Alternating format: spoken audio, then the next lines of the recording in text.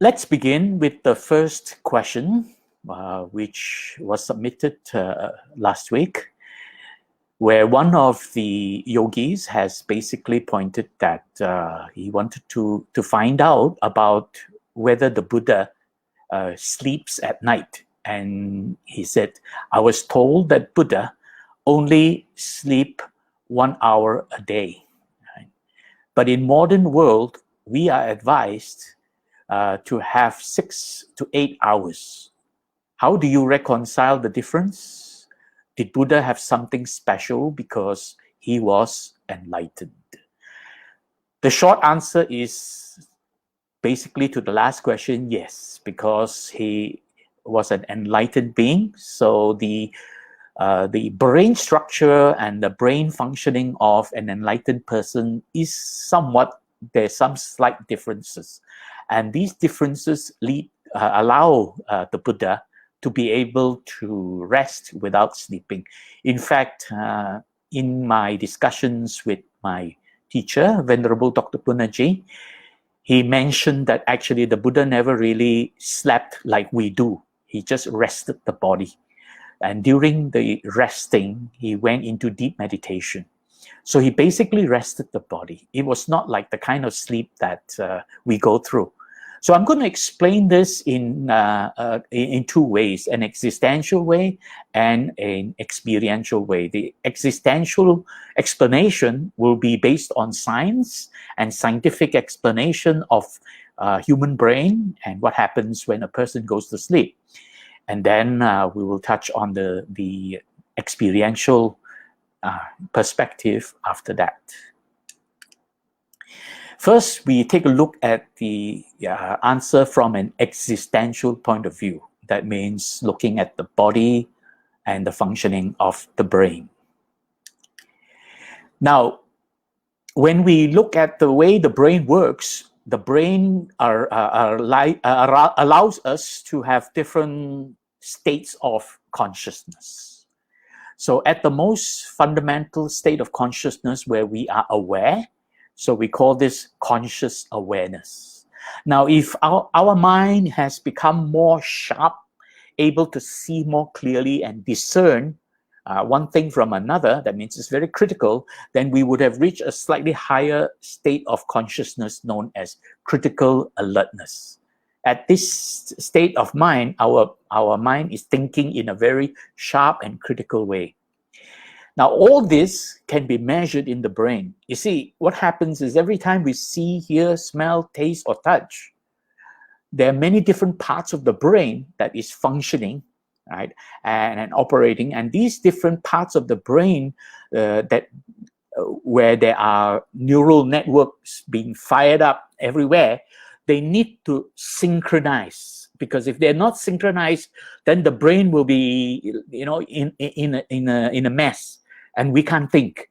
That means the brain is totally confused and we cannot even make things out, what it is that we see, what it is that we hear, and so on.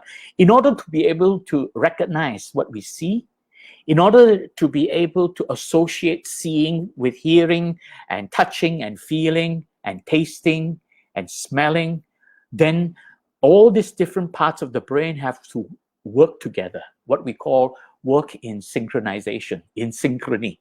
And in order for all the different parts of the brains to be synchronized, to work together while we are awake and conscious, then the brain waves have to be synchronized together. Now, I'm not going to go too deep into the explanation of brain waves, right? This brain wave is basically called the synchronous oscillatory frequency.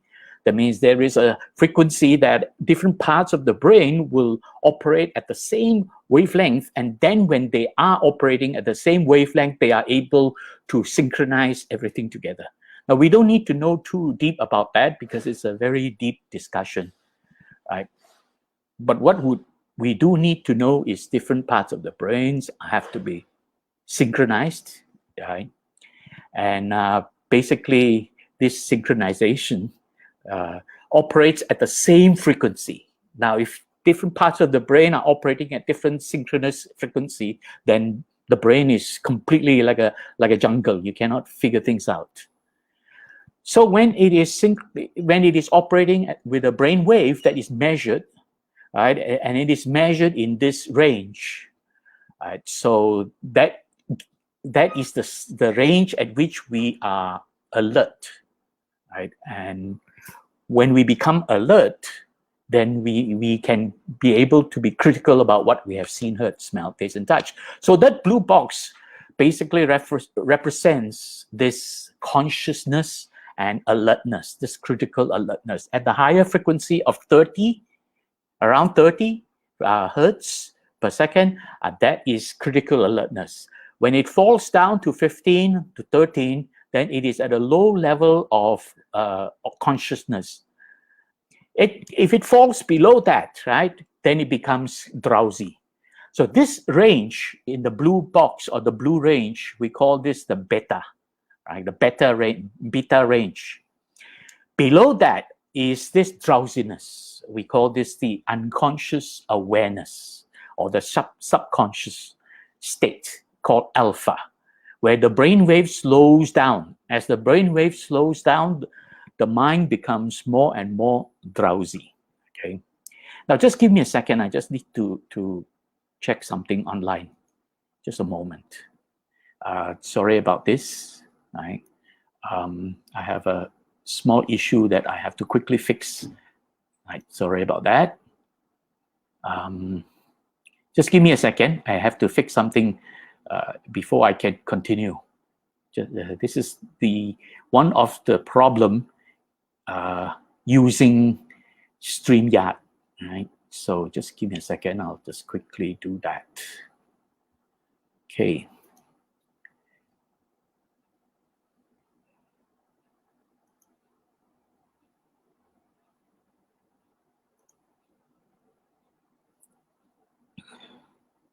Okay, sorry about that. All right.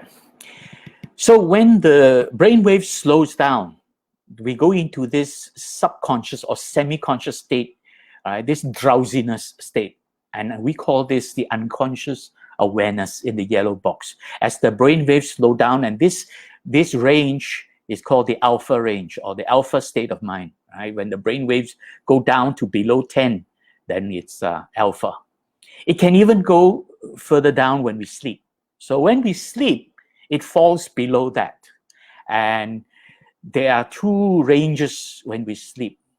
If it is 5 to 8, we call this the REM sleep. REM stands for rapid eye movement.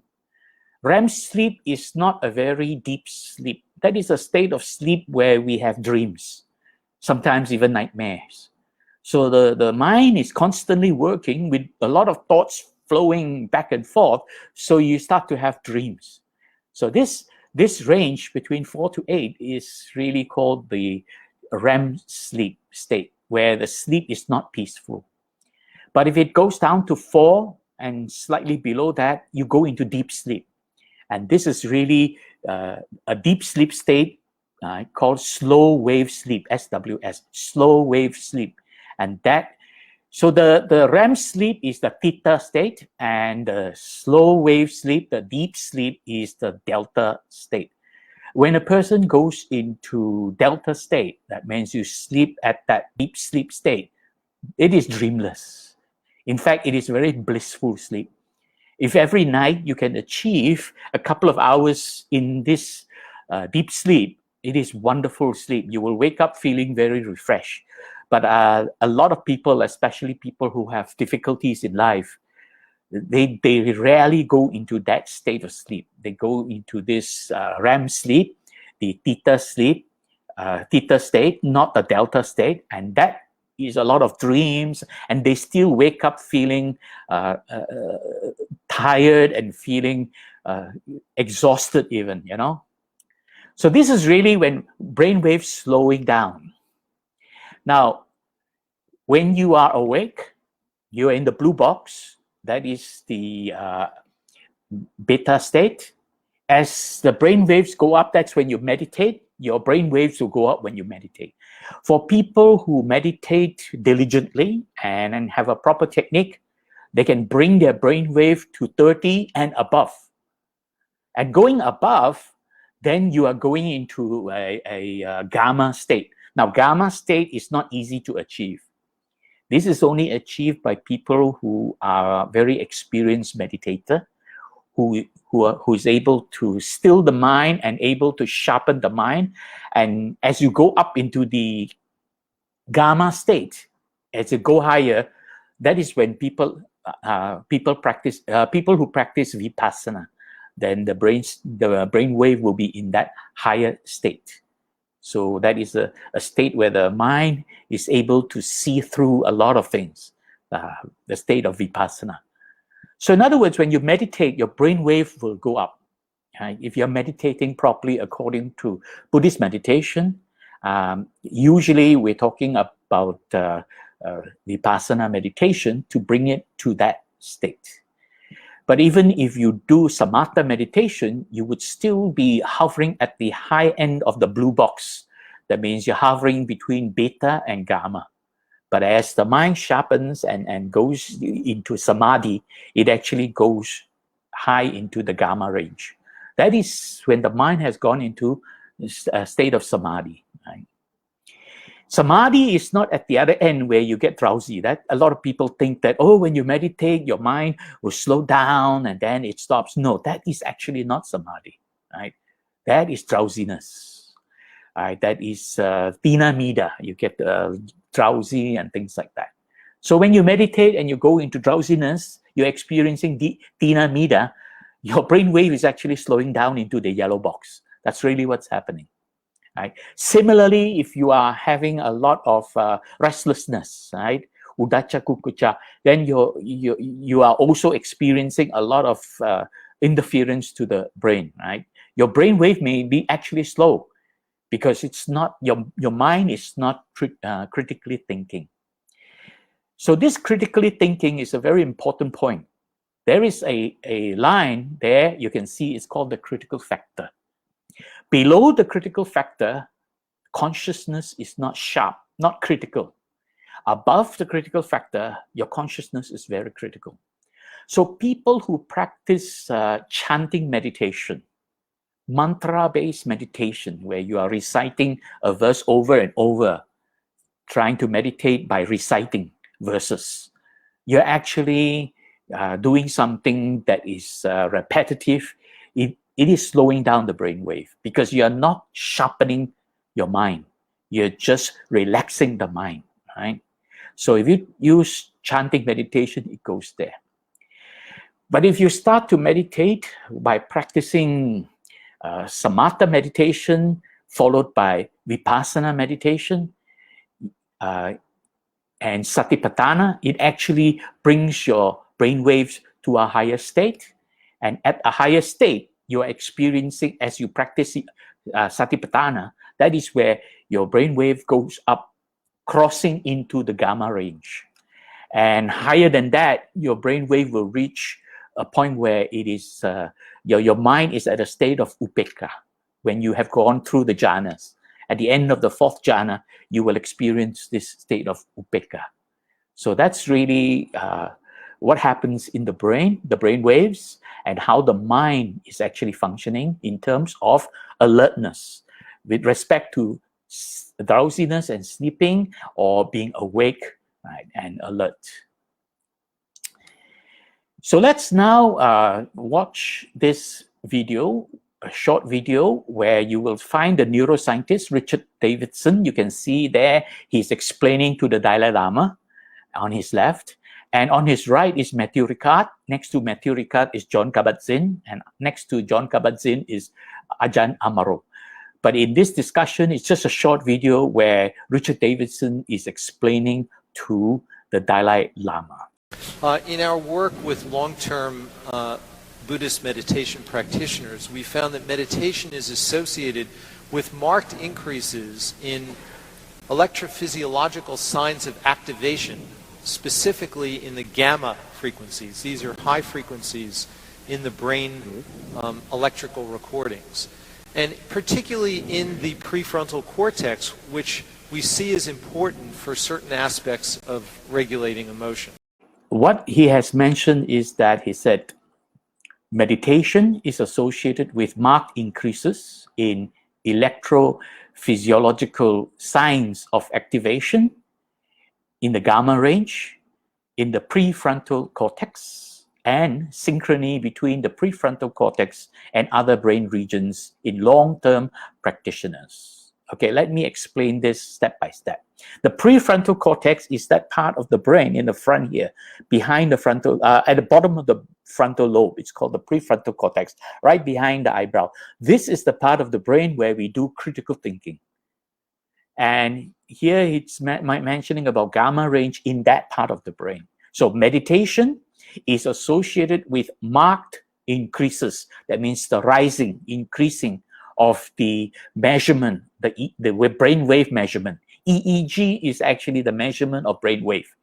So meditation is associated with marked increases in brain wave, going activation in the gamma range, in the prefrontal cortex, the critical thinking part of the brain.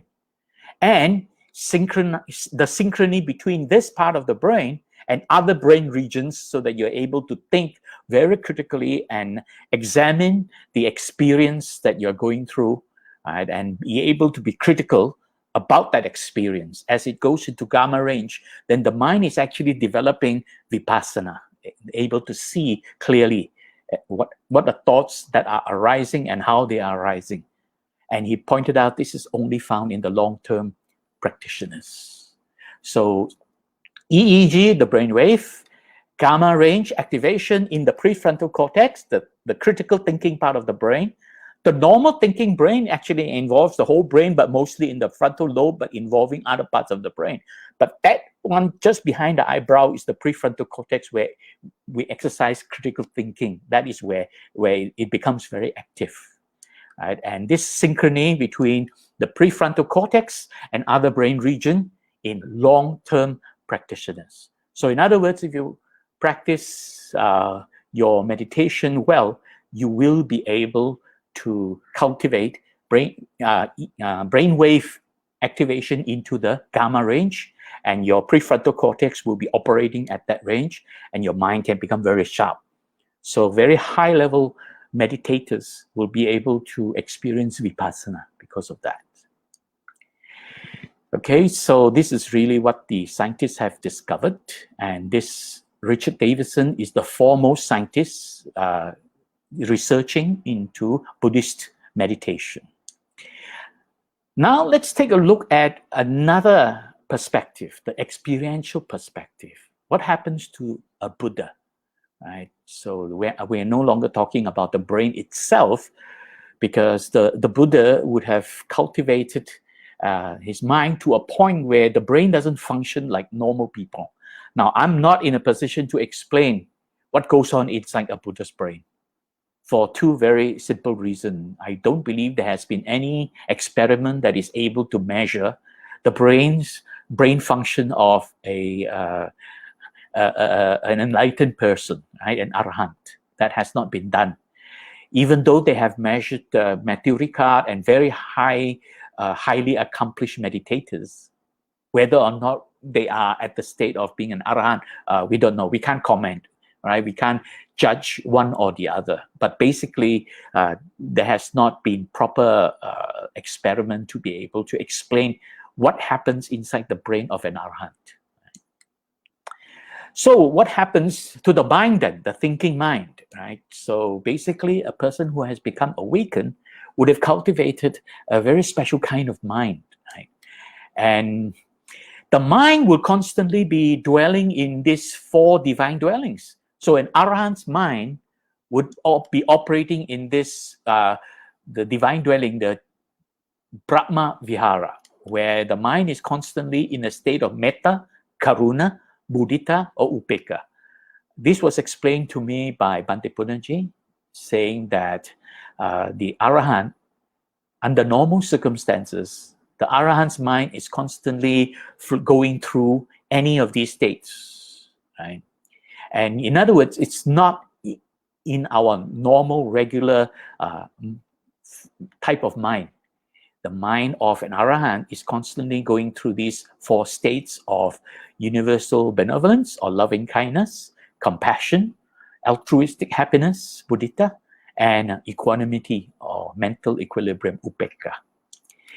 Now let's take a look at the development of samadhi. Right? For normal people like us, our mind is operating in this sensual realm where we have to learn, when we meditate, we have to learn how to abandon the 5 hindrances. All this is happening inside the Kama Bhava or the Kama Loka. This is the sensual realm where our mind is still attached to existence. And when we are able to momentarily or temporarily let go, abandon 5 hindrances, we can begin to cultivate these 5 jhanangas, 5 constituents of jhanas, cultivating vitaka, vichara, piti, sukha, and ekagata. So once we're able to cultivate this, see, the cultivation of these 5 states are happening in the Kama Bhava, the sensual realm. But once we're able to momentarily or temporarily abandon the 5 hindrances and cultivate these 5 jhanangas, then the mind enters into jhanas, right? And that is in the Rupa Bhava, the next realm, the imagery realm. And there the mind goes through 4 states of jhana. 1st, 2nd, 3rd, and 4th jhana. So in this process where the mind goes through the 4 states of jhana until it reaches upekkha, the mind is actually reducing this affective process. In other words, the emotions are completely stopped. And then it reaches, after the 4th jhana, it can then go into very deep states of meditation. They are no longer jhanas, right?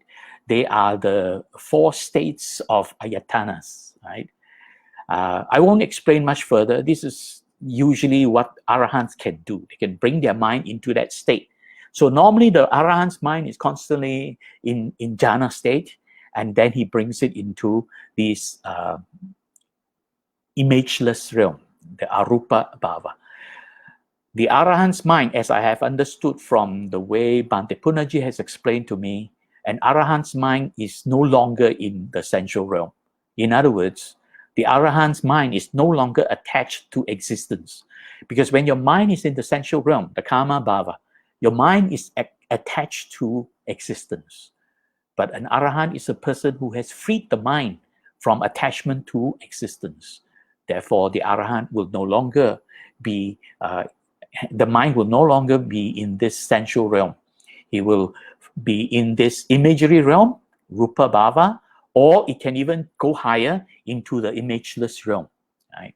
And in fact, very special arahants, not every arahant, but people like Sammasambuddha and a few very highly accomplished arahants like Moggallana's and Sariputta, they can actually go to the point where they can stop the mind temporarily. Right? And the stopping of the mind is this Sanya Vedayita Nirodha. So basically, that is what happens in the mind, the experiential explanation about the arahant's mind.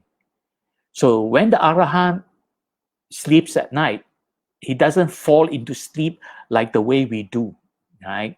It's his mind is constantly at the high range, and he's basically resting the body.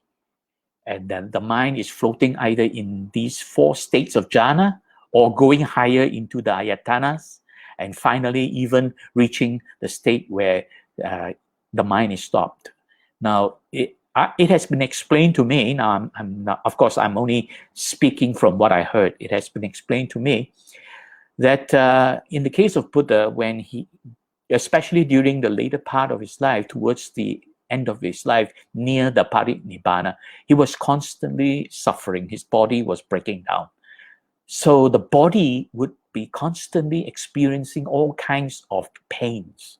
Don't forget that he spent 45 years walking from town to town when he is together with the monks. And of course, he has his supernatural power to be able to travel without walking physically. But when he is with monks and disciples, he would be walking from town to town. So the body would be weakened. So when he feels a lot of pain, he takes his mind into the imageless realm, and also even up to this Sanya Veda Ita Nirodha state, where the mind has stopped. But it can only stop for 7 days at the most, and then he comes out of it. So when we say the Buddha goes into deep meditation, then the Buddha's mind is into these states. It's not jhanas anymore. It's beyond the 4 jhanas. So I hope that basically clears the question. I'm not going to go much deeper than that. And I am not explaining this. I must clarify. I'm not explaining this from experience. I am explaining this from what I have heard and understood. So therefore, please forgive me that I'm not able to tell you all these things from experience. I'm only explaining what I have heard and understood from my teacher, Bhante Punnaji, and also from reading other texts. So this is really the explanation that the Arahant's mind, especially the Sammasambuddha, would be brought into this imageless realm to rest. Because in that state, the mind is very restful. The mind is no longer actively thinking about things. It's resting, right? So that's it. I hope that has answered that question. And did Buddha have something special because he was enlightened? The quick answer, yes. And I hope my explanation helps. I am sorry I can't go any deeper than that. I'm not able to explain much deeper than that. So I hope this answers the question now, right? So that an enlightened being, especially Buddha himself, they don't physically sleep like the way we do. And basically the body is rested and the mind goes into very high state of meditative state. Normally it's jhanas when they are awake, and then it goes into meditative states of ayatanas. Some people call those other, I'll go back to that previous screen. Some people call this imageless realm, those 4 states, they call them the 5th, the 6th, the 7th, and the 8th jhana. They are not jhanas, they are ayatanas, okay? So basically the answer, I hope, is adequate. Now, these kind of questions are very interesting to know out of curiosity, but for us, it is our practice. So just practice for normal people like us, just practice our meditation so that we are able to abandon the 5 hindrances, cultivate the 5 jhanangas, and able to experience the jhanas. That's as far as we can do for normal people like us. So let's spend our time being concerned about that practice. Don't get too carried away with these supernatural questions. It's nice to know out of curiosity, but at the end of the day, practice is the important thing. Practice the fundamentals, okay? So I hope that answers the question. Okay, that's the first question.